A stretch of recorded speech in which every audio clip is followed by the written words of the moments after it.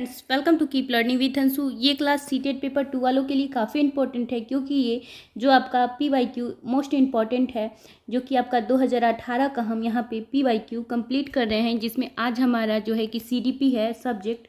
Then आगे हम जो है कि ऑल सब्जेक्ट का यहाँ पे वीडियो प्रोवाइड कर दिया जाएगा।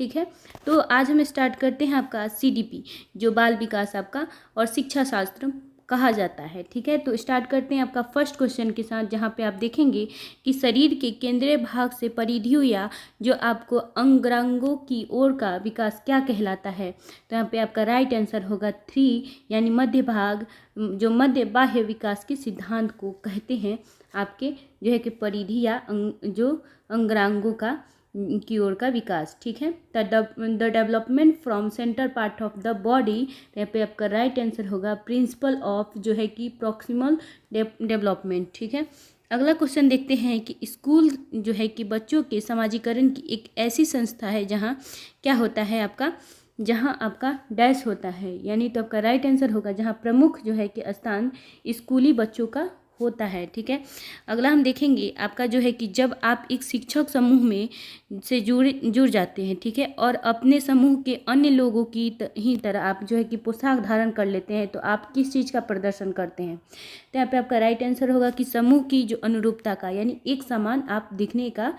यहाँ पे क्या है कि धारण कर लेते हैं। अब बात करेंगे कि किसी वस्तु के जो आपका अस्थायित्व की अवधारणा पियाजे के विकास के डैश चरण में प्राप्त होता है, यानी वस्तु अस्थायित्व किस चरण में बच्चों में आता है। तो संवेदी गामक अवस्था में वस्तु अस्थायित्व आ जाता है। अब कहेंगे कि व्यक्तिगत शिक्षा कार्यक्रम की योजना डैश के संदर्भ में बनाई गई थी। तो इसका राइट आंसर यहाँ पे होगा आपका कि बाल केंद्रित शिक्षा कार्यक्रम के संदर्भ में बनाई गई थी। अगला हम देखेंगे कि जो डैश महीनों की आयु के जो है कि बीच अधिकांश बच्चे शब्दों को मिलाकर छोटे छोटे वाक्यों में जो है कि बोलना शुरू कर देते हैं। तो यहाँ पे आपका राइट आंसर होगा, यानी कि शब्दों को मिला करके छोटे छोटे वाक्य जब बनाते हैं, तो 18 से 24 वर्ष के जो है 24 महीने के जो बच्चे हैं वो यहाँ पे वाक्य बनाना स्टार्ट कर देते हैं। अब हम बात करेंगे आपका कि बुद्धि लब्धि यानी IQ की अवधारणा किसने दी थी।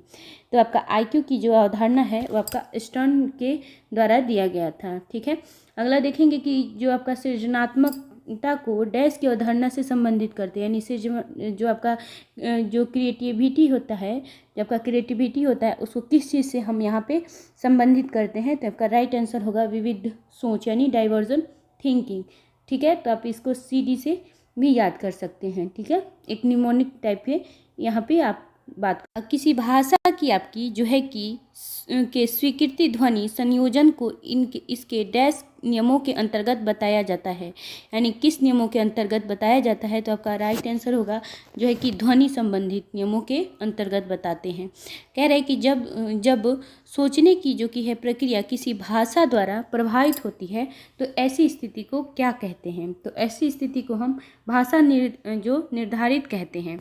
ठीक है, उसके बाद से देखिए आप अगला क्वेश्चन कह रहा है कि अपने अनुभव और लक्षणों के आधार पर उपकरणों में खराब के कारण की परिकल्पना का परीक्षण कर रवि जो है कि उपकरणों की मरम्मत करता है, वह उपयोग करता है। यानी कि जब ये सब अपनी परिकल्पना का परीक्षण कर रहा है तो वह किस चीज़ का उपयोग कर रहा है। यहाँ पे राइट आंसर आपका होगा, यहाँ पे आपका राइट आंसर होगा और जो अनुमानी विधि का वो उपयोग करे, यानी अनुमान लगा करके कर रहा है। अब आप देखिएगा यहाँ पे कि जो है कि दिव्या है अक्सर निर्देशित कार्यों को छोटे छोटे जो हिस्से में विभाजित कर आसान जो बना लेती है। ठीक है, किसी कार्य को छोटे छोटे टुकड़ों में बांट करके जो काम है उसको आसान बना लेती है। तो किस चीज़ का उपयोग कर रही है। तो यहाँ पे आप देख सकते हैं कि वो है जी कि यहाँ पे जो कि उपलक्ष्य विश्लेषण विधि का उपयोग कर रही है। ठीक है, अब कह रहा है कि अगर कोई पुरुष और महिला की भूमिका निर्धारण समाज करता है, जो निर्धारित जो है कि समाज करता है, तो यह क्या कहलाता है,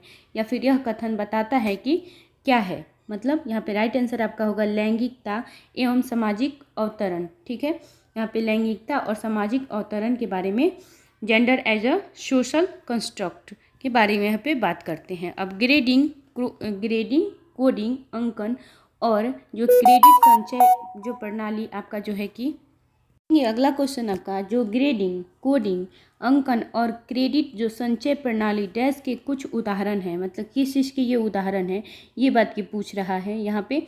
राइट आंसर होगा कि अधिगमकर्ताओं की उपलब्धि के आकलन की गणना विधि है, जो उनकी गणन विधि यहाँ पे प्रदर्शित कर रहा है। अब अगला देखेंगे कि अधिगमकर्ताओं की जो है कि उपलब्धि का जो आपका आकलन शिक्षकों की सहायता करता है। किस तरीके से ये शिक्षकों की सहायता करता है, तो यहाँ पे हम देखेंगे कि शिक्षण अधिगम जो विधियों की प्रभावशीलता का मूल्यांकन करने में शिक्षक की यह है कि सहायता करता है। अब देखेंगे यहाँ पे समावेशी शिक्षा डैश के सिद्धांत पर आधारित है, यानी समावेशी शिक्षा किस चीज़ पे आधारित है, तो ये कह रहा है यहाँ पे आपका कि ये समता एवं सामान्य अवसर, यानी समता एवं सामान्य अवसर यानी सबको इक्वल एंड इक्वालिटी पे ये क्या है कि ये उस चीज़ पे आधारित है, ठीक है, बेस है। अब क्या कहता है यहाँ पे दिव्यांगजन अधिकार अधिनियम वर्ष डैश में लागू हुआ था, यानी ये कब लागू हुआ था आपका, तो यहाँ पे राइट आंसर होगा PWD एक्ट जो है कि आपका राइट आंसर यहाँ पे होगा 2016, यानी 2016 में ये जो है कि यहाँ पे लागू किया गया था PWD, ठीक है। अगला देखेंगे कि व्यक्तिगत विविधताओं वाले जो बच्चों को पढ़ाने के लिए ऐसे विद्यालय होने चाहिए जहाँ शिक्षक क्या करता है, जहाँ शिक्षक है वो किस चीज़ का भागीदारी निभाता है, तो विविध अधिगम जो आवश्यकता के अनुसार विभिन्न शिक्षण अधिगम प्रविधियों का प्रयोग करने में प्रशिक्षित हो, ठीक है, ये शिक्षक ऐसा करता है। अब देखेंगे अगला कि निःशुल्क एवं अनिवार्य बाल शिक्षा अधिकार अधिनियम, यानी वही जो पहले हम पढ़ें 2009 दिव्यांग बच्चों की निःशुल्क शिक्षा के अधिकारों को सुनिश्चित करता है, यानी किस तरीके के यहाँ के बच्चों का, तो यहाँ पे होगा 6 वर्ष से 18 वर्ष के बच्चों के लिए ये जो है कि निःशुल्क शिक्षा अधिकार को सुनिश्चित किया जाता है। अब देखेंगे कि विविध जो अधिगमकर्ताओं के लिए सुगम स्वरूपों में शिक्षण अधिगम जो है कि सामग्री प्रदान करने का तात्पर्य डैश से होता है, यानी किस चीज़ से माना जाता है, यहाँ पे राइट आंसर होगा अधिगम की सार्वभौमिक संरचना, यानी अधिगम की सार्वभौमिक संरचना से माना जाता है। अब कहता है कि स्व जागरूकता एवं संज्ञानात्मक क्षमताओं का नियंत्रण, जैसे योजना बनाना, उसके बाद से आपका समीक्षा करना और संसाधनों इत्यादि डैश में निहित है, यानी किस चीज़ में निहित है, तो यहाँ पे आपका राइट आंसर होगा संज्ञान बोध, ठीक है, आपका संज्ञान बोध। अब कह रहा है कि जब बच्चे प्राप्त की गई सूचनाओं की व्याख्या करने के लिए अपने अनुभव के आधार पर सोचते हैं, यानी जो उनको प्राप्त है और उसके बाद से अपने अनुभव के आधार पर जब सोचते हैं तो ये क्या कहलाता है, तो डैश, तो ये डैश कहलाता है, ठीक है। तो यहाँ पे राइट आंसर आपका होगा मूर्त सोच, यानी जो कि है वो अपने कंक्रीट थिंकिंग के अनुसार ये अपनी जो है कि सूचनाओं का व्याख्या करते हैं। अब देखेंगे अधिगमकर्ताओं को व्यक्तिगत क्षमता के आधार पर उनकी कठिनाइयों के विभिन्न जो है कि स्रोतों को ध्यान में रखते हुए पढ़ाने की विधि को डैश कहा जाता है, यानी इनकी विधि को क्या कहते हैं, विवेदी अनुदेशन कहते हैं, ठीक है, विवेदी अनुदेशन कहते हैं। अब प्रतिपालन अधिगम का एक विशिष्ट चरण है जो अधिगम के डैश चरण का पूर्ववर्ती है, यानी किस चरण का ये पूर्ववर्ती है, तो राइट आंसर होगा सामान्यीकरण, ठीक है, जनरलाइजेशन, ठीक है। यहाँ पे आप देखेंगे जजंको का यह मानना है, जो है कि उनका मानना है कि संज्ञान और भाव क्या होता है, तो ये एक दूसरे से क्या होता है, स्वतंत्र होता है, लेकिन इनका ही सिर्फ मानना है कि यह एक दूसरे से स्वतंत्र होता है, ठीक है। अगला आप देखिएगा कि पहले से जो सीखे हुए कार्यों में सुधार लाने के लिए शिक्षक बच्चों को प्रदर्शन देकर, ठीक है, सिखा रहा है, कोई बच्चा को प्रदर्शन देकर वो सिखा रहा है टीचर, वह शिक्षण की डैश विधि का उपयोग कर रहा है, यानी वह किस विधि का उपयोग कर रहा है, तो यहाँ पे राइट आंसर होगा प्रतिरूपी विधि का वह उपयोग कर रहा है। अब कह रहा है कि मैत्र और जैनिस के अनुसार, कोई मैत्र और जैनिस है, उनके अनुसार निर्णय लेने वाले बच्चे सामान्य का विश्लेषण करते हैं, विकल्पों की सूची बनाते हैं और इसके जो है कि फ़ायदे और नुकसान के प्रत्येक पहलू पर विचार भी करते हैं, उनका व्यवहार जो है कि प्रस्तुत करता है, यानी किस चीज़ को प्रस्तुत करता है, तो यहाँ पे राइट आंसर होगा सतर्क का प्रस्तुत करता है, यानी किसी चीज़ को बहुत अच्छे तरीके से करते हैं तो वो सतर्क ही हैं। अगला देखेंगे कि एक समस्या सुधारक बच्चा डैश के विचार पर कथनों की सच्चाई या संभावना का मूल्यांकन करता है, तो वो क्या करता है, यानी तो वो किस चीज़ का करता है, तो तार्किक यानी लॉजिकल का यहाँ पे क्या है कि मूल्यांकन करता है।